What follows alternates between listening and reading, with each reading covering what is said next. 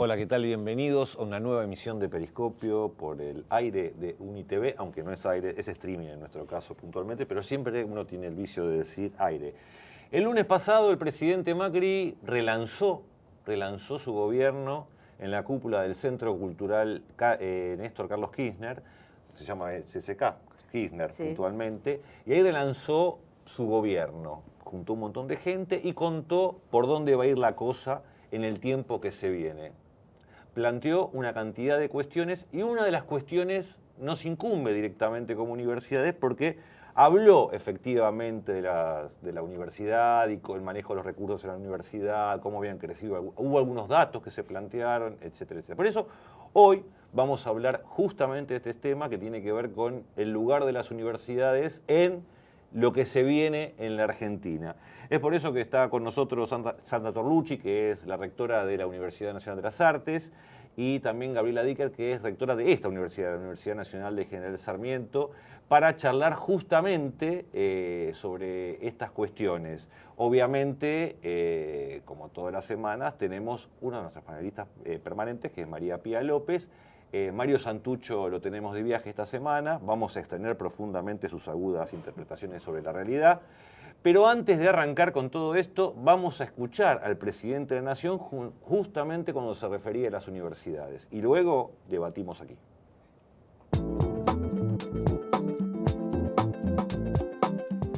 Cada uno desde su lugar puede contribuir a reducir el gasto público. Veamos el caso de las universidades. En 10 años, la planta de personal docente y no docente, la oferta académica, el número de universidades aumentó en promedio más del 30%, pero la matrícula de estudiantes solo el 13%. Claramente esos incrementos no se correlacionan con la tasa de graduación, que es una de las más bajas del mundo.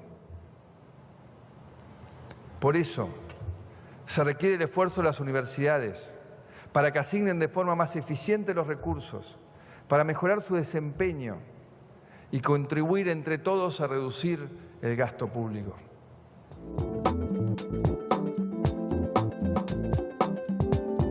A falta de una rectora, tenemos dos rectoras en la mesa, así que vamos a arrancar con Sandra Torlucci. ¿Cómo interpretaste estas palabras del presidente de la Nación? Y bueno, hay que hacer un primer análisis que me parece fundamental, que es que él habla de ajuste general, de que cada uno en su lugar tiene que colaborar con el ajuste en el gasto público, y luego dice que hay que mejorar la cantidad de graduados, la cantidad de inscriptos, y entonces no se puede entender la coherencia entre, por un lado, lo que significa gastar menos y, por el otro lado, que las universidades cumplamos cada vez mejor nuestros fines, nuestros objetivos, con lo cual yo infiero que es mentira lo que está diciendo, que lo que quiere es ajustar el gasto público, no que las universidades funcionemos cada vez mejor. Y también me parece que, como siempre, hablar de números de manera tan reduccionista, porque él mezcla una cantidad de cuestiones como la de aumentar la planta docente, la planta no docente, la cantidad de universidades y la cantidad de oferta académica, cosas que no se cuentan juntas, sino que se cuentan cada una por separado, y las compara en una década que no se sabe cuál es exactamente con la cantidad o el incremento de estudiantes, que tampoco se sabe si es en el mismo momento. Obviamente en el mismo momento no se puede aumentar la cantidad de docentes y esperar que inmediatamente aumente la cantidad de estudiantes, por ejemplo, claro, ya que una carrera que se abre este año va a tener completa su cohorte 5 años después. Entonces no se entiende cómo hace la estadística. Y eso me parece grave, porque me parece una falacia, un reduccionismo, y además me parece que las estadísticas sirven en el caso de las universidades, como en el caso de cualquier desarrollo de política de Estado, para lograr indicadores y generar políticas de mejoramiento del tanto el sistema universitario como otros sistemas, ¿no? O sea, cuando uno habla de gasto en lugar de hablar de inversión, ya empieza a tener un problema. Y si vos querés pensar como inversión el dinero que el Estado dedica al sistema universitario o a cualquier otra política de Estado, lo tenés que pensar con indicadores mejor elaborados. Aparecen lo que dice, donde dice Sandra, que tienen que ver con varios aspectos que tienen que ver con el desarrollo en los tiempos, qué medís o qué mensurás con qué. Pero La pregunta era cómo lo interpretaban o cómo interpretás una declaración de estas características en el marco de un relanzamiento de un gobierno. ¿Vos, Gabriela? Sí, yo coincido con Sandra en el análisis de lo que dijo el presidente en ese contexto y creo que también tenemos que detenernos en el análisis de lo que omitió decir. ¿Qué omitió decir para vos? Y principalmente en relación con las universidades es qué lugar entiende este gobierno que ocupa el sistema universitario en relación con un conjunto de medidas que se proponían en última instancia, disminuir la pobreza, generar crecimiento económico, más y mejor empleo, para citar al presidente, modernizar el Estado, fortalecer el sistema institucional argentino. Lo que omite decir Macri es que las universidades tengamos algo que ver, juguemos algún papel en ese proceso y en el cumplimiento de esos propósitos. Lo omite por un lado y lo único que dice sobre las universidades, es que gastan mucho, de las que habla como un caso, lo acabamos de ver, él dice, veamos el caso de las universidades, es un ejemplo de otra cosa. Y esa otra cosa es esa larga lista que venía haciendo de casos, situaciones de ineficientes y escandalosos, a su mirada, excesos en el gasto público. Entonces, por un lado, no tenemos ningún papel que jugar en el relanzamiento de un periodo de gobierno que se propone ir hacia un país que crezca, que genere empleo, etcétera, y por otro lado, la única mención es dentro de una lista de excesos inaceptables en el gasto público. Entonces creo que el efecto es más o menos evidente. Si no contribuyen en nada, pues entonces bajen el gasto, ¿no? Pía, ¿vos pensás que esto que planteó Macri tiene además un oído que está ahí preparado y atento para escuchar definiciones de estas características? Y además, ¿cómo te pegó a vos esta declaración? Dos cosas. Él tiene efectos como tiene efectos todo discurso que aparece casi como eslogan, ¿no? Claro. Porque son esos discursos muy típicos, enunciados muy típicos que aparecen en la palabra del presidente, que es hay que bajar el gasto público, hay que crecer, o como en la campaña pobreza cero, ¿no? Son todos enunciados tan laxos que no podríamos no verles un principio de racionalidad. Pero al mismo tiempo, tal como se presentan, son casi mitológicos, ¿no? Sandra hace un rato decía el reduccionismo de los números. Yo siento que es peor, que es una mitología de los números. Cuando se presenta así, cuando se dice hay un 30%, hay mucho gasto, etcétera. Porque en realidad no importa, creo que importa menos la cuestión presupuestaria que cualquier otra cuestión. Y lo que está en juego es definir el rol de las universidades, como está en juego definir el rol del sistema educativo en su conjunto o el trabajo y las condiciones y los derechos de los trabajadores. Hay algo más de fondo que la cuestión del presupuesto.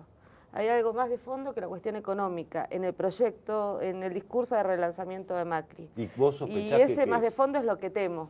Digamos que es un ¿A qué temes? Quiero saber a lo que temes. Tantas cosas, no te las voy a contar acá, Damián, todas. Bueno, con respecto a lo que dijo... se termina en una cosa psicoanalítica. No, lo que dijo Macri con respecto a las universidades. El resto de las cosas no me interesan hoy. Perfecto. Lo que dijo es que me parece que está tratando de poner en relación al sistema universitario y a las universidades un esquema de interrogación que tiene que ver con la idea de eficacia. Una idea de eficacia que también se puede discutir cuando, tanto por lo que decían Sandra y Gabriela, se puede discutir qué es lo que omite esa idea de eficacia, qué significa preguntarse por la cantidad de graduados, por la cantidad de gastos, etcétera. ¿Qué otras cosas no está tomando como índices de funcionamiento de la universidad? Bueno, me parece que está proponiendo un modelo de universidad que es casi empresarial y que supone además que haya muchas menos universidades, porque hay algo que creo que está en juego y eso es lo que temo, que todos que sabemos, por lo menos de las universidades públicas, que pasar por la universidad nunca salís indemne. No solo por lo que aprendes, sino también por cómo te afecta como sujeto, como ciudadano. Y eso es, me parece, lo que está en el objeto de este índice de eficacia, ¿no? Hay una comunicación, una nota que escribió Jorge Leaga, ex decano de Exactas de la UBA, que menciona que exactamente las universidades durante los últimos años, sobre todo durante el kirchnerismo, crecieron un 30% la cantidad de universidades, pero que esas universidades, según Aliaga, en realidad se llevan entre el 4 y el 4,5% del presupuesto, con lo cual si efectivamente la idea es reducir el presupuesto, no van a ser las afectadas centralmente las universidades nuevas, sino quizás las más tradicionales, que son las que se llevan un porcentaje más alto del presupuesto. Esto también de algún modo es como que se tira eso como para ensuciar el campo y después intervenir. ¿Esto ustedes cómo lo ven? ¿Gabriela? Yo tengo mis dudas. Realmente no estoy segura que lo que siga o lo que sigue a este tipo de discursos sea reducir o la reducción del sistema universitario o el desfinanciamiento directo del sistema universitario. Me parece más bien que lo que empieza a instalar es la idea de que las universidades no realizamos un aporte que valga la pena considerar. Contribuye a esta campaña de desprestigio de la universidad pública que arrancó hace un par de años y a la que también colaboran los medios de comunicación y que va a tender probablemente más que a achicar lo que ya está, digamos, del sistema universitario, a jerarquizar la palabra en el mundo académico o en el mundo político en relación con los datos fiables, quién tiene los datos fiables, quiénes pueden participar en un debate, quiénes tienen más legitimidad o más autoridad científica, académica, política para participar en el diseño de políticas públicas, y que lo que va a haber es un desplazamiento, o lo que está viendo de hecho, un desplazamiento de las universidades, de una interlocución que con el Estado era muy intensa en relación con las políticas públicas, por fundaciones, consultoras, universidades privadas. Creo que lo que hay es un corrimiento de las universidades de la discusión pública. Las universidades volvieron a la discusión pública, me acuerdo claramente, luego de la crisis del 2001, entonces, como vivíamos en un país que estaba perfecto y que estábamos todos de acuerdo que estaba perfecto, o buena parte de la población, cuando todo voló por los aires no había muchas explicaciones y me acuerdo que en ese momento empezó a tener mucha participación justamente en el debate público, muchos profesores universitarios, investigadores, etcétera, etcétera. Ahora estaríamos como en esa sensación como si se estuviera construyendo esa especie de repliegue en una cuestión de una nueva construcción de un Doña Rosa, construido por Neusta en algún momento, para empezar a horadar el prestigio de las universidades, como pasó en otro momento con empresas de servicio público. Pero volviendo a la cuestión, existe un discurso de cuidemos el gasto público para ser eficaces. Hay un criterio con el cual discutir, digamos, nosotros tampoco vamos a plantear acá que queremos universidades ineficaces. Lo que pasa es que existen, supongo yo, varias maneras de medir las eficacias de las universidades. ¿Vos cómo lo ves? Primero quiero ratificar un poco lo que decía Gabriela. Yo creo que el tema fundamental no es el presupuestario, creo que vos tenías razón, que el recorte no puede venir brutalmente por el presupuesto, pero sí, bueno, poco a poco van a ir tratando de acomodar el presupuesto a sus intereses. Creo que es mucho más fuerte el interés de estigmatizar al sistema universitario porque es una de las instituciones que más confianza le genera a los argentinos. Ahí está medido eso. La primera reunión que tuvimos los rectores con el presidente, que duró 3 minutos y medio aproximadamente. Sintética. Sí, muy sintética. Él nos dijo que él sabía que las universidades teníamos mucho prestigio en la sociedad y yo salí y dije, como en mis viejos textos de semiótica, es una amenaza, ¿no? Y bueno, ahora preparémonos porque es probable que eso no le convenga en el plan, en su plan ideológico. No sé si plan, proyecto, cómo llamarlo, habría que ver. Como están haciendo ahora hago una analogía con lo de los organismos de derechos humanos, leer las últimas editoriales de La Nación te muestran perfectamente, ellos mismos dicen que hay que dar una gran batalla cultural para deslegitimar a los organismos nacionales e internacionales que están siendo respetados y poder generar otra idea en la población, otro consenso respecto de los derechos humanos. Con las universidades pasa lo mismo. En relación al presupuesto, creo que el presupuesto es una herramienta más. Yo insisto en que la cuestión de los números es una cuestión que a la gente, aunque no la convenza de nada, le provoca cierto efecto de verosimilitud. Entonces, reducir en los números, como en las consignas, digamos, hace que sea rápido el mensaje, que la gente lo acepte. Vienen y dicen el 20% de posibilidades de que Santiago Maldonado esté en Chile. Listo, resolvió una posibilidad. ¿Sí? Una candidata que 2 días después tenía que ser votada, resolvió una posibilidad sin ningún sustento, no tenía ninguna base ese número, y sinceramente a la gente le parece fácil entender con un porcentaje, un número, algo le cree. Hay algo de lo verosímil que funciona. Y lo mismo me parece con el presupuesto. Es decir, alguien gasta mucho, ese es un argumento suficiente para un porcentaje de la población que rápidamente dice, entonces no hay que apoyar esto, entonces no hay que creer en esto, entonces son parte de un conjunto que se puede denominar corrupto, no sé, con intereses propios, mafia, ¿no? Que también puso ese enunciado. Están armando una nueva dicotomía, están armando una nueva, digamos, polarización. Eso me parece, y me parece que es una cuestión muy grave porque eso lleva unos años, pero después hay que trabajar contra eso, es una batalla mucho más grande, sobre todo cuando ellos siempre dominan medios de comunicación, incluso si desacreditan al sistema universitario público, probablemente hagan crecer el prestigio de otros sistemas de educación, tanto universitarios como no universitarios del orden de lo privado, y entonces cada vez van a tener menos importancia las palabras de los universitarios. En ese sentido, lo que vos decís es una consecuencia de la otra. Claro. Señores y señores, vamos a ir a un corte ahora. Una cosa que me quedaba dando vuelta es que, bueno, el presidente en este relanzamiento habló de las universidades, estamos hablando aquí sobre el tema de las universidades, y a veces a mí me queda ahí dando vuelta, algo que conversábamos fuera del aire, si en realidad para reducir presupuesto, puntualmente grosso, uno debería bajar otros gastos, como por ejemplo las jubilaciones, que la seguridad social en general, digamos que es una tajada muy importante del presupuesto, muy importante. Digo esto para que no quede después como una defensa más corporativa del espacio universitario. Vamos a ver en el próximo bloque, vamos a charlar en el próximo bloque, cómo nos vamos a enfrentar desde las universidades o cómo estamos pensando en este discurso y en las acciones políticas. En el próximo bloque vamos a hablar de eso específicamente, teniendo en cuenta el recorte más bien general, y para eso contamos hoy en el Periscopio con no una, con dos rectoras.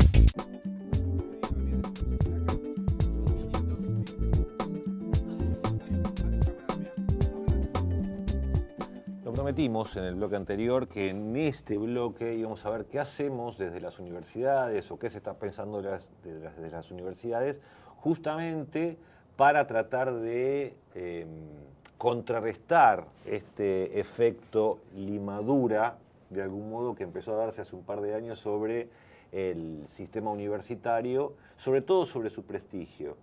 ¿Querés arrancar vos, Pía, contando a ver qué pensarías vos o no? ¿Qué pensaría yo? Con respecto a qué se hace frente a una embestida desde los medios de comunicación, con un discurso presidencial que de algún modo intenta esmerilar la figura de las universidades nacionales. Hay algo que es lo que hacemos siempre, me parece, que es participar de los debates públicos sosteniendo un tipo de voz que surge más bien de las universidades, que es una voz muy argumentativa, muy explicativa, que tiene en general vinculación con distintas corrientes de investigación. Digamos, hay algo que está en disputa, me parece que es también cómo se construye una idea de saber, ¿no? Y de saber público.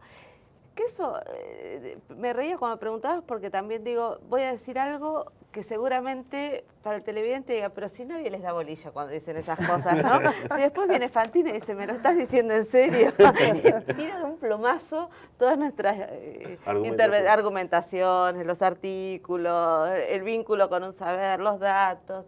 Pero me parece que aún en ese contexto, el modo de intervención de la universidad siempre tiene que ser una idea de objetividad, ¿no? Mientras los medios están como en un cierto fango de opiniones relativas y que se dicen a sí mismas relativas, me parece que desde las universidades tenemos la posibilidad de seguir diciendo que hay algo del orden de la objetividad, que esa objetividad se construye con distintos métodos, distintos tipos de intervenciones y de formas democráticas también de intervención en la vida pública, que nos permitiría preservar nuestra palabra respecto de ese Bartoleo al que nos quieren someter, ¿no? Decías hace un rato datos que aparecen puntualmente. De algún modo hay datos y obviamente hay discusiones que son de principios. Supongo que esta discusión se va a dar quizás desde esas dos trincheras de información. Hace un rato Sandra mencionaba que se estaban comparando peras con manzanas, por decirlo de algún modo. ¿Qué datos tenemos como para hablar para soportar este embate, por decirlo así, como se titularía en otra época en algunos diarios? En relación al sistema universitario. No, en relación al sistema universitario a mí me parece que hay que primero tener en cuenta que no hay una fuente de datos que esté muy desarrollada. O sea, no hay un sistema estadístico que garantice que se puedan tomar números justamente válidos para hacer algunos análisis o algunos indicadores. Yo creo que el aumento presupuestario del sistema universitario fue por las políticas, sobre todo salariales, en relación a la normalización de las plantas docentes y no docentes y a la recuperación de los salarios que estaban terriblemente caídos en los 90.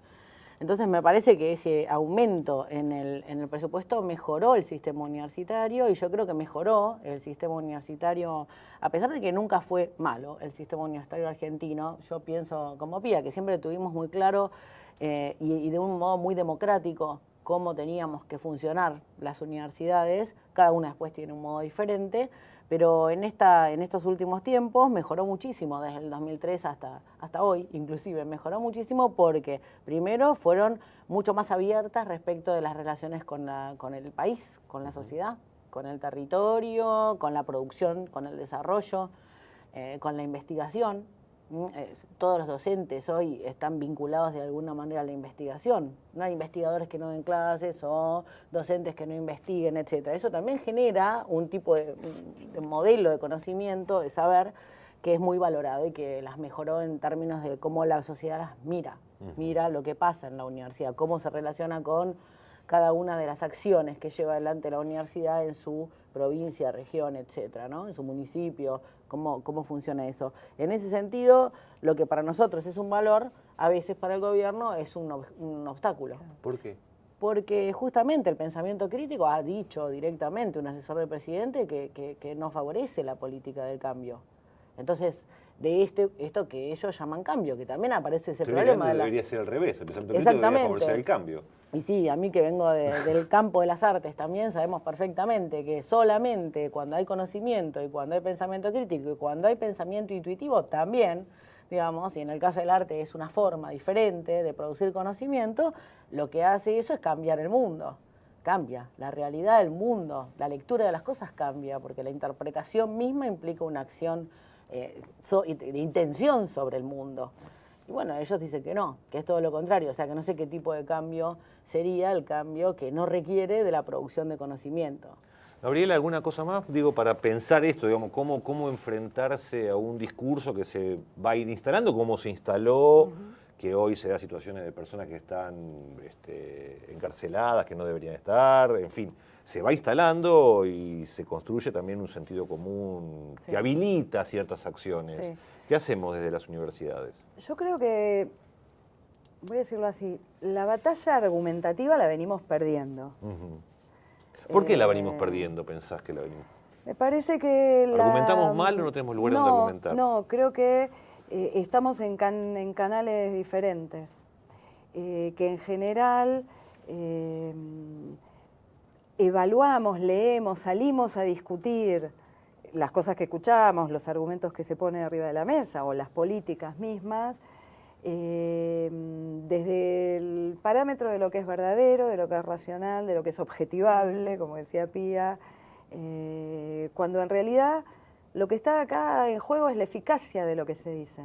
Ni su verdad, ni su falsedad, es su eficacia. Y nosotros no estamos encontrando todavía cómo salir a discutir en ese terreno. Pero sí creo que las universidades nos defendemos, si cabe el término, sosteniendo lo que hacemos.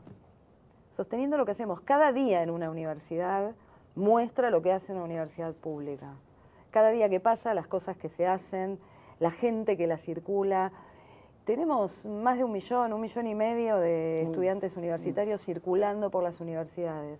Ellos, sus familias, sus docentes, los investigadores. Somos mucha gente que sabemos lo que pasa todos los días en las universidades. Y me parece que en parte las respuestas tienen que traducirse o expresarse en esas cosas que hacemos. No me parece que debamos caer en la trampa de creer que la sociedad desvaloriza las universidades porque ese discurso tiene más eficacia que otros. Porque de hecho lo que pasa todos los días también es importante. En universidades como estas, en este rincón del conurbano, en una universidad de arte, solo destinada a las artes, que no entraría en ningún cálculo economicista, que ni siquiera llegó a ser el presidente, ¿no? Pero ni en el peor cálculo economicista, si lo que se midiera por eficacia fuera la productividad o algo por el estilo de los perfiles profesionales o el conocimiento que producimos, más allá de que es un campo que, si se lo quiere medir en esos términos, produce más que otros. Y sin embargo lo sostenemos. Y los jóvenes quieren ingresar a nuestras aulas. Es eso lo que tenemos que mostrar, creo yo, en esta época.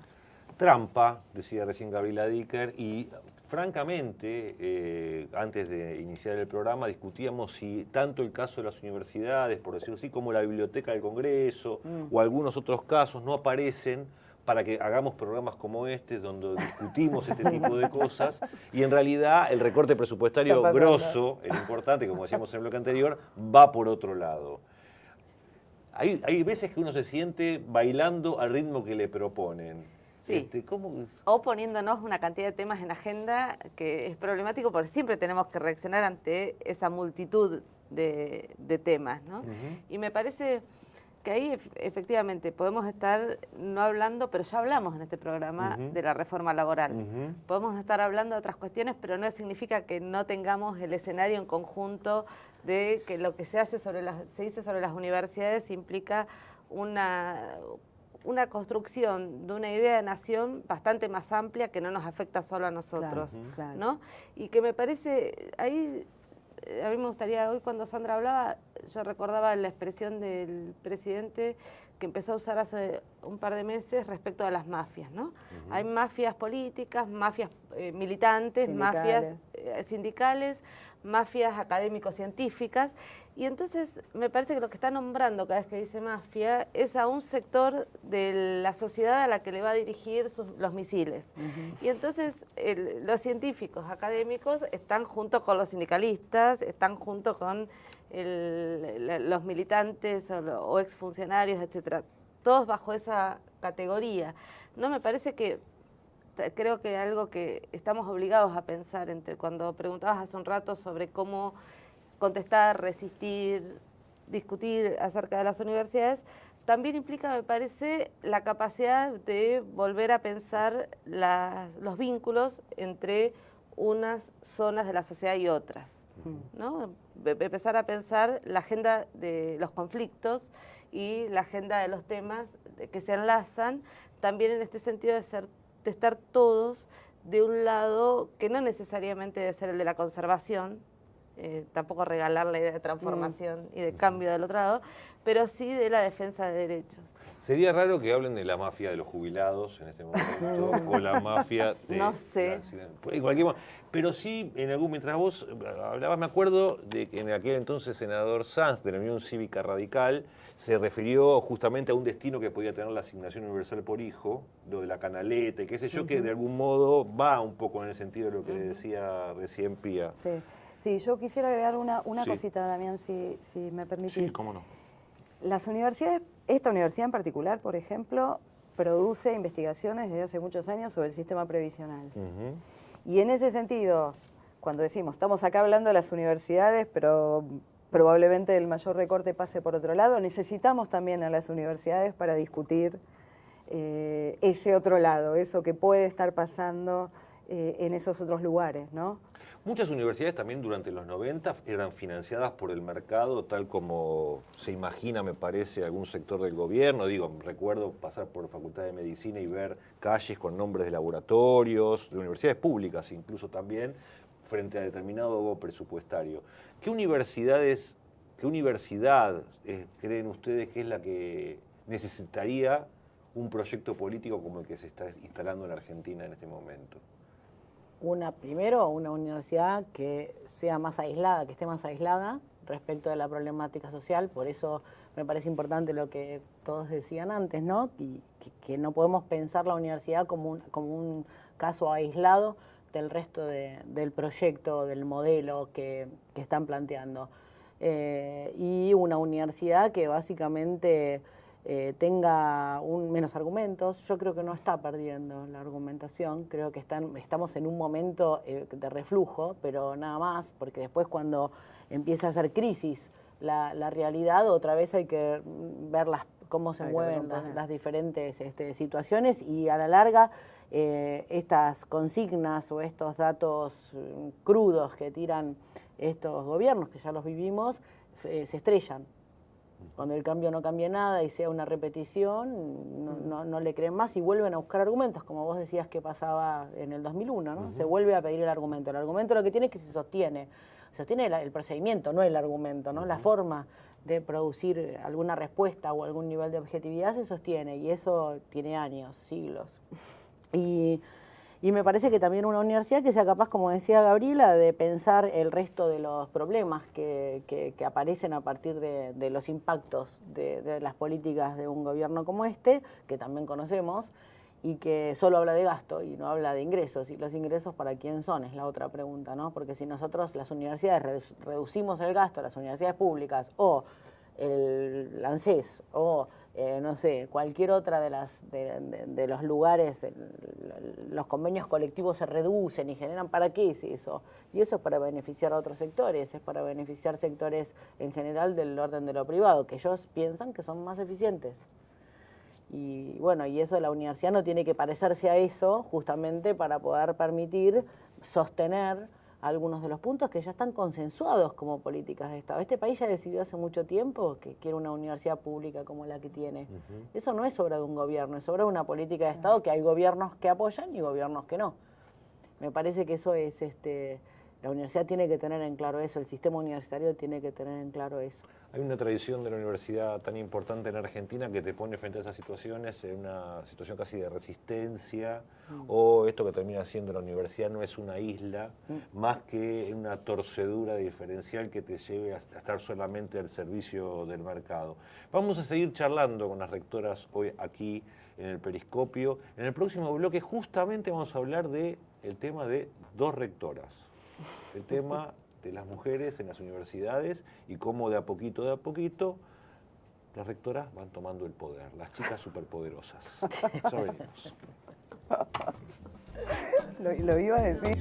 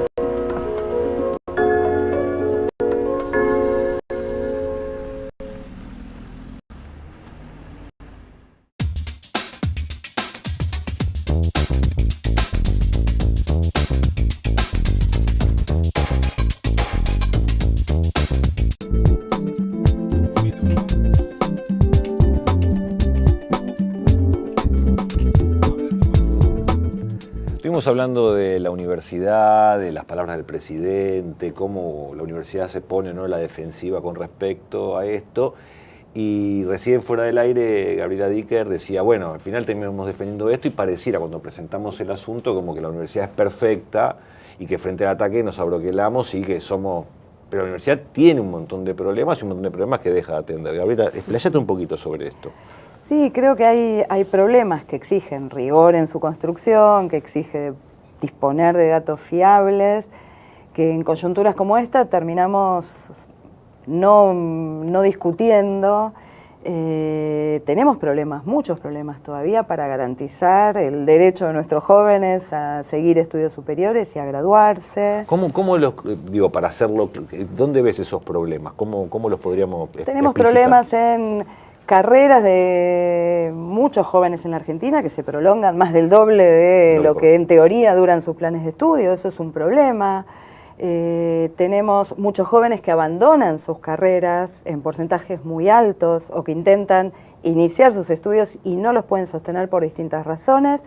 Muchas son de sostén material de los estudios y otras tienen que ver con el modo en que enseñamos, con la conservación de ciertas tradiciones académicas que no son dúctiles para entender los nuevos jóvenes que tenemos hoy en nuestras aulas.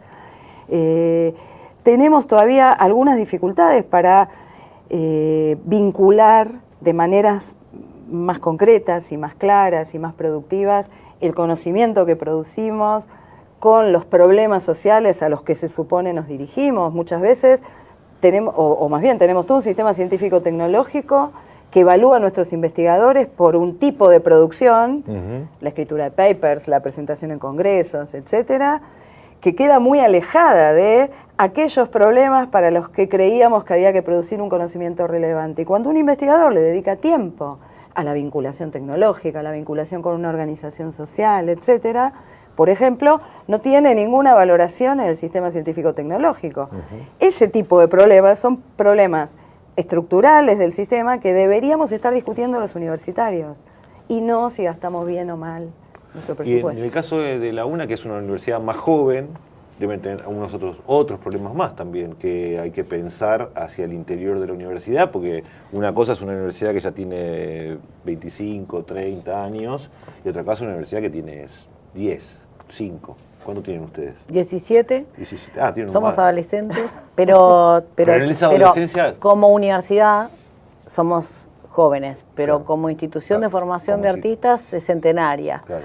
Entonces tiene una convivencia entre carreras que tienen esto que decía Gaby, que para mí es fundamental, carreras que conservan la forma de enseñar de un conservatorio, que duran 7, 8 años, duran a veces más que una carrera de medicina, y que empezó a confrontarse dentro de la propia universidad y en el contexto del sistema universitario con una realidad completamente diferente, que es la realidad de lo que es el arte actualmente, los límites disciplinares que son completamente difusos y otras cosas más.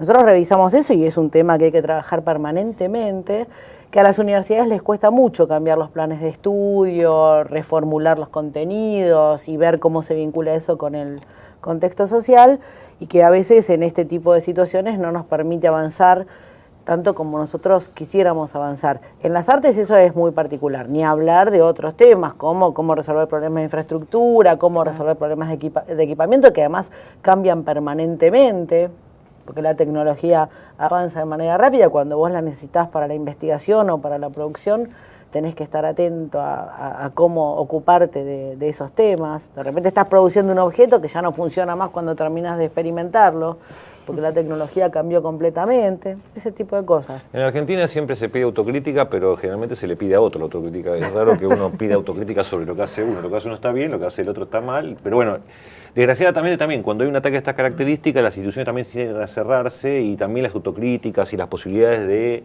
la evolución de esas, para tomar una palabra de Lustó, para la evolución de esas instituciones se ve un poquito detenidas. Es Ahora, difícil imaginar cuando estás en estado de defensa, creo Claro. que ese es el problema. Exacto. Y Claro. todo lo que ellas plantearon me parece que es cosas que hay que imaginar cómo las resolvemos. Sí, el punto es que eso se hace complicado, ni aún ¿no? en eso tenemos que dejar de ser universitarios. Y ser universitarios quiere decir estamos dispuestos a repensar y revisar lo que hacemos, ¿no? 2 rectoras, un tema que prometimos en el bloque anterior. Pía, quisiera que vos introdujeras este aspecto. este tema. O a lo mejor yo lo hago mal, entonces prefiero... Está temeroso Yo con estoy el tema. me da temor, Hoy estoy rodeado. Sobre todo Mario, volvé, por Dios. Menos cuando llegamos a este punto, donde teme meter la pata. Exacto. Señor Valls, de ningún modo lo hará usted. Me parece que es interesante que estén las 2 rectoras también para pensar las peculiaridades que tiene el ejercicio femenino del cargo, ¿no? Porque creo que son pocas en el sistema universitario, ustedes tendrán los números, pero no son tantas las rectoras respecto de la cantidad de rectores, y eso debe significar, imagino, algún tipo de complejidad también en el plano de las discusiones, de la intervención, de la toma de decisiones, etcétera, y entre otras cosas, sé que estas 2 rectoras trabajaron mucho para que el Consejo Interuniversitario Nacional apruebe una red interuniversitaria de género, ¿no? Entonces, bueno, un poco lo que quería que conversemos en esta última parte era qué significa ser rectora.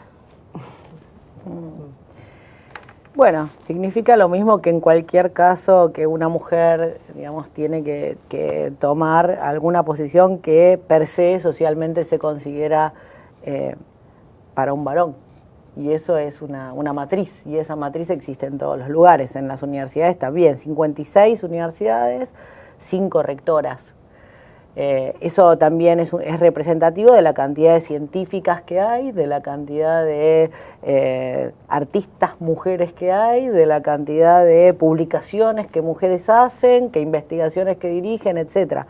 Depende del ámbito, por supuesto, en el arte hay más que en la física, pero de alguna manera va representando diferentes estratos de lo social, cantidad de mujeres que acceden a estudiar en la universidad, cantidad de mujeres que tienen la palabra validada públicamente. Es una de las cosas que a mí más me cuesta, es que se escuche la palabra de una rectora en el mismo nivel que la palabra de un rector. Todo el tiempo o no te contestan o citan a otro cuando dicen lo que vos dijiste, o piensan que estás alterada, o que, no sé, hay miles de rectores que a veces se enojan, pero nosotras no podemos enojarnos, no podemos levantar el tono, no podemos no argumentar extensamente sobre lo que vamos a concluir o a presentar. Y así todo, la verdad es que somos bastante poco tenidas en cuenta en las discusiones fundamentales. Sí, nos llaman para redactar los comunicados o ese tipo de cuestiones. O sea, está muy atrasado el sistema universitario en ese sentido. Pero eso es una cuestión, pregunto acá, intervengo porque quiero hacer una pregunta. Digo, ¿eso se da en el plano más dirigencial de las universidades o en la universidad en su conjunto? Yo entiendo en toda la ciudadanía. En toda la ciudadanía universitaria, salvo tal vez en los estudiantes, que es donde aparece, por supuesto, ya otra generación, claro, pensada de otra manera a partir de todas las luchas del feminismo y de las organizaciones. No, uno supondría que en la universidad se da menos eso, pero es un prejuicio claramente equivocado. No, es probable que se venga dando menos, también dependerá mucho de las áreas.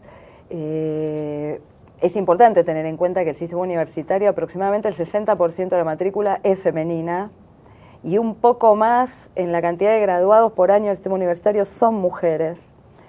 Y sin embargo, esto que Sandra describe seguramente se traduzca en todos los niveles de la vida universitaria. Yo soy pedagoga, hice una carrera muy feminizada, que es la carrera de Ciencias de la Educación. Debía haber un 10% o menos de varones cursando esa carrera. Sin embargo, si vos medías el uso de la palabra en clase, el uso de la palabra pública era preponderantemente masculina. Y hay muchos estudios que muestran que eso tiene que ver con a quién le da la palabra a un profesor o profesora en general, y expresa la pervivencia de una clasificación y de una jerarquización de la palabra entre varones y mujeres también en el ámbito universitario.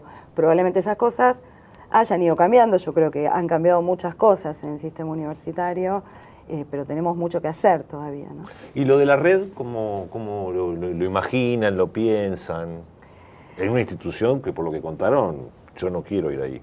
Bueno, acá con Sandra te podríamos hacer un relato muy minucioso de la sesión de comité ejecutivo del Consejo Interuniversitario en el que se aprobó la red, en el que estábamos presentes con voto una sola rectora, mujer, en la sesión como miembros del comité ejecutivo 2 rectoras y presentes en la sala 3 rectoras. Y fue uno de los temas que más tiempo de discusión llevó en una sesión en la que se aprobaban 3 redes sobre distintas temáticas. La única que se discutió fue esta. Los únicos que discutieron fueron los varones, todos expresando, por supuesto, su acuerdo de principios y su apoyo, pero nos decían cómo había que organizarla, sobre qué temas debía tratar. Que era mejor un protocolo de violencia de género. Sí, un rector nos propuso, mejor en vez de una red hagamos un protocolo de violencia, yo ya lo tengo hecho, dijo. En fin, fue una discusión realmente muy ilustrativa, que era todo un síntoma de lo que estábamos discutiendo, y hay que decir ahí que el presidente del Consejo Interuniversitario, el rector de la Universidad de Jujuy, es quien pudo, finalmente, porque debió ser un varón, acomodar la situación y pedir finalmente el voto a la aprobación de esta red. Qué impresionante, no se lo imaginaría. Llamativo que se trate todo el tiempo por parte de quienes resisten de alguna manera las redes o el feminismo en general, que reducen el problema de género a la violencia de género. Eso es llamativo y esto ocurre en todos lados, también en el sistema universitario. Eso en ese sentido se da de la misma manera. Y solo nos aceptan como víctimas, ¿no? Claro, solo nos aceptan me como parece que víctimas. es la única legitimidad que inmediatamente reconocen es si actuás como víctima o interpelás como víctima. Tal cual. Este desplazamiento es lo que me parece que resulta como intolerable, ¿no? Y una vez resuelto esto, ¿cómo se imagina el funcionamiento de la red? Bueno, Eso la no me lo red, contestaron. la red ya existía Sí. como una red informal de investigadoras y de docentes y no docentes de distintas universidades que estaban involucradas o en investigaciones sobre temas de género o en políticas de género dentro de sus universidades. Así que nos imaginamos una red que pueda, primero, relevar y acompañar al sistema universitario en su trabajo en relación con las situaciones de desigualdad y de violencia que tienen lugar, muchas de ellas dentro de nuestras propias universidades, y al mismo tiempo una red que contribuya a que el sistema universitario tenga una voz común en relación con las políticas de género y que nos permita sostener investigaciones, producción de conocimiento y a la larga la formación de profesionales de cualquier área con perspectiva de género. Impresionante. ¿Algo que ver, Pira? ¿Querés saber algo No, más? que también conductores de televisión con perspectiva de género. Sí, bueno, de a poquito. A los bifes, a los bifes viene el asunto. Bueno, le queremos agradecer que haya estado hoy aquí con nosotros a Sandra Torlucci, a Sandra Torlucci, también a Gabriela Dicker. Estuvimos discutiendo a lo largo de todo el programa la situación de las universidades que de algún modo se sintieron, nos sentimos agredidos por el presidente de la Nación cuando hizo el relanzamiento, hablando de ciertos recortes, quizás sean recortes mayores, peores, uno no sabe, pero sobre eso estuvimos discutiendo hoy, cómo se prepara la universidad también para discutir estas cuestiones y también el rol de las mujeres en el sistema universitario, como en toda institución, me queda esto, como en toda institución milenaria, diría Rinesi por ahí, obviamente dentro de su seno convive lo mejor y lo peor de la sociedad probablemente. Ahora nos vamos a ir al informe de la revista Crisis de esta semana. No se vaya porque después del informe, que está buenísimo, nos quedamos solos con Pía. Y a lo mejor llegará Mario. No va a llegar Mario. Ni tarde Queremos. llega hoy, ni llega tarde hoy. No se vaya.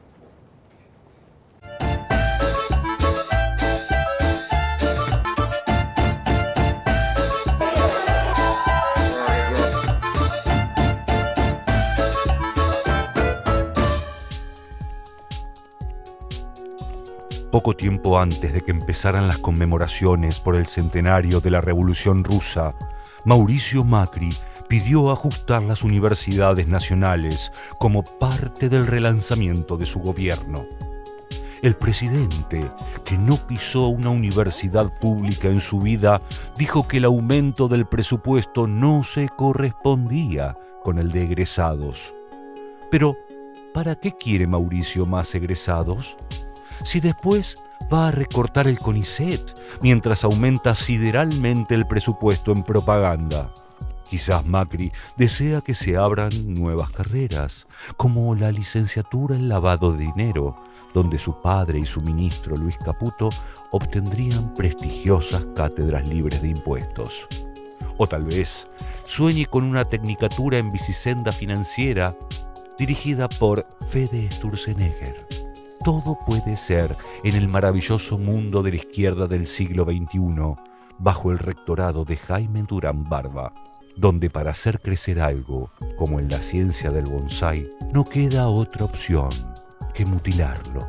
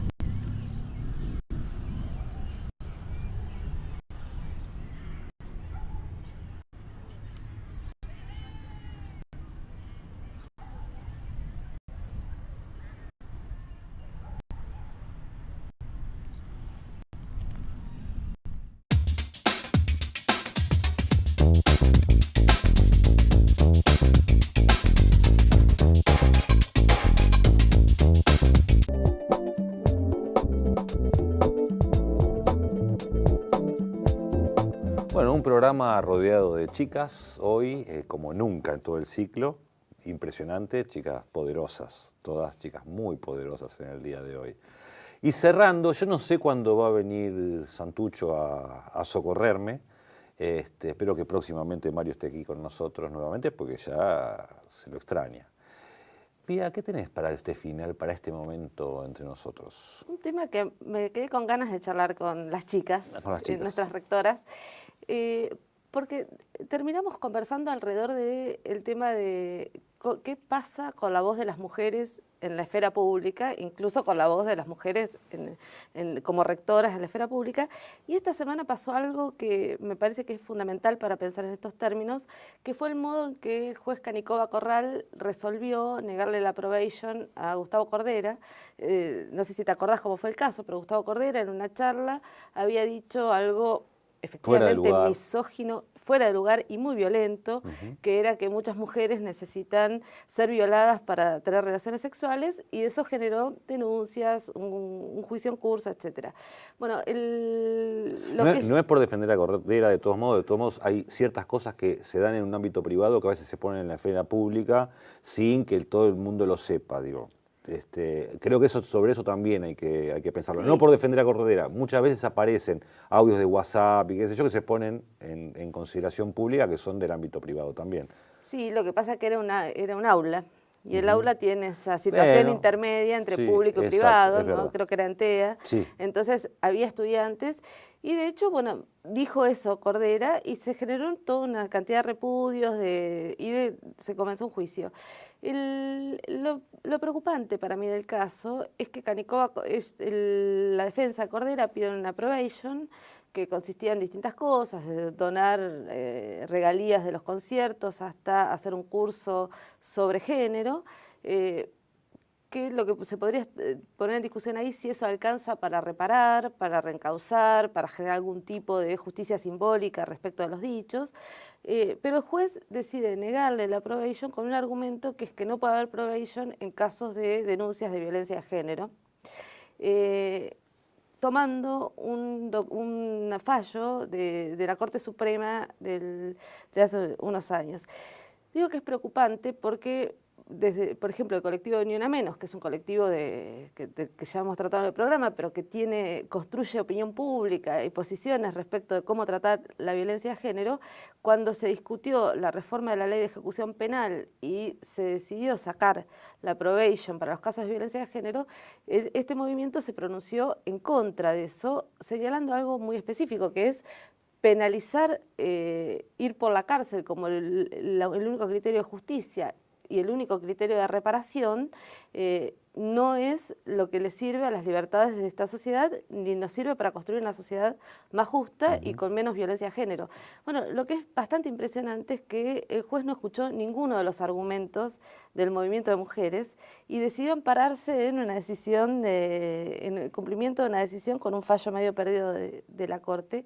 Entonces, me parece que lo que impresiona es cómo, aún en un caso donde hay movimientos constituidos, voces públicas constituidas al respecto, todo eso se desecha en nombre de poner en juego otros criterios, ¿no? Hay un artículo en estos días excepcional de Ileana Arduino trabajando sobre este punto, que es la discusión sobre qué significa castigar, qué significa castigar una opinión, y todo esto condenando a Cordera, digamos, y preguntándonos qué es la reparación de la trama social, ¿no?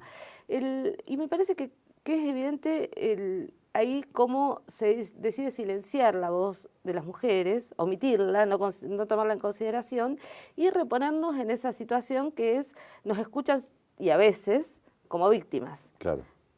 Y como víctimas tendríamos cierta legitimidad, pero no hay reconocimiento de la legitimidad en términos de producción de opiniones, posiciones políticas y construcción de criterios para el colectivo social, ¿no? Eso me parece que de algún modo vuelve más dramático lo que estuvimos charlando en el bloque anterior respecto de la discusión entre los rectores sobre qué significa una red de estudios interuniversitarios de género, ¿no? A ver habría que darle una probation a Canicoba Corral, en tal caso, en última instancia. O un curso de género. O un curso de Quizás género. Un curso de perspectiva de género para toda la justicia sería bastante necesario, ¿no? Y útil.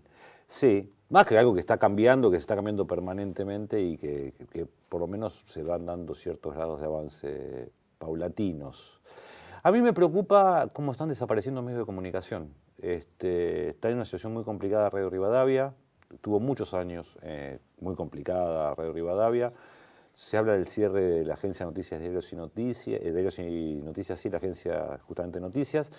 Y bueno, la situación de Del Plata que no termina de destrabarse, el tema de C5N, donde los trabajadores no están cobrando, donde además la justicia no permite a Cristóbal López vender el canal, no se le acepta la venta, o sea, hay un problema ahí grave.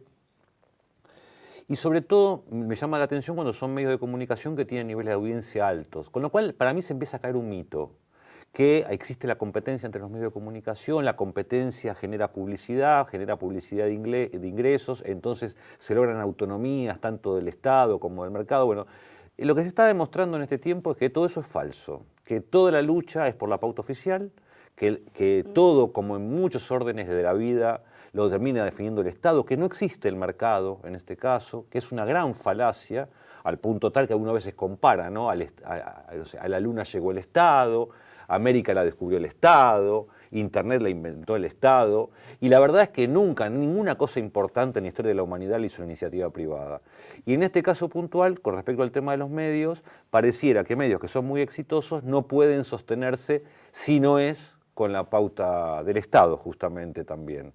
Así que digo, son mitos también que se van cayendo. En el caso de los medios que sí están funcionando, además de tener la pauta del Estado, tienen el sistema de abonados que pagan luca por mes, 300 pesos para el fútbol y qué sé yo, con lo cual se arma también una red de financiamiento alternativo a la del Estado, por supuesto también. Entonces, eso me llama la atención como medios muy exitosos no son viables en el mercado. Claro. Nada más. Gracias, Pía, y nos veremos la semana que viene. Espero que con el señor Mario aquí Tenemos también. que recuperarlo, ¿no? Sí, tenemos que recuperar a Mario Santucho. Señores y señores, nos encontramos la semana que viene en esto que se llama El Periscopio. No nos deje solos, quédese acá con nosotros. Lo puede ver de dos maneras, o por streaming, o ahí abajo están todos los programas. Así que fíjese y los puede ver de nuevo. Adiós.